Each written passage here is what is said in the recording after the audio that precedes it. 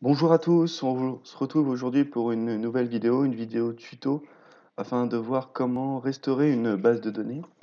Donc dans un premier temps, il faut télécharger la base de données. Donc moi je l'ai mis directement sur mon disque D, car c'est sur ce disque-là que j'avais le plus de place. Donc comme vous pouvez voir, la base de données, donc c'est AdventureWorks DW 2012, et elle est sur format BAC.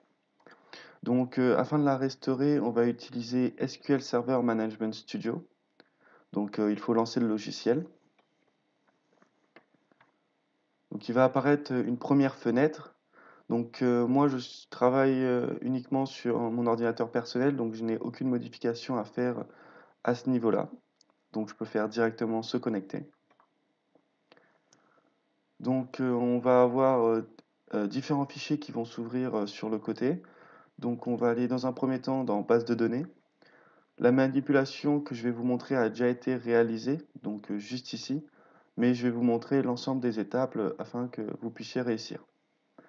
Donc, dans un premier temps, il faut recréer une base de données donc vierge. Donc, pour cela, on fait clic droit, nouvelle base de données. On donne un nom à notre base de données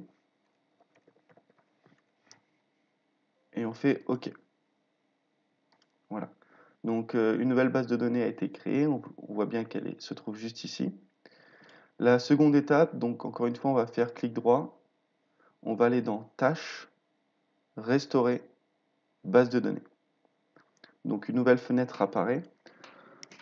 Au niveau des différentes étapes, donc on va aller dans Source. Dans Source, on va chercher Périphérique et on va récupérer la base de données donc, qui est présente sur mon disque D. Donc on va aller sur Ajouter, Disque D, Projet SAPBO et on retrouve la base de données sous format BAC. Et on fait OK. Une fois qu'on a fait ça, on doit passer dans les options.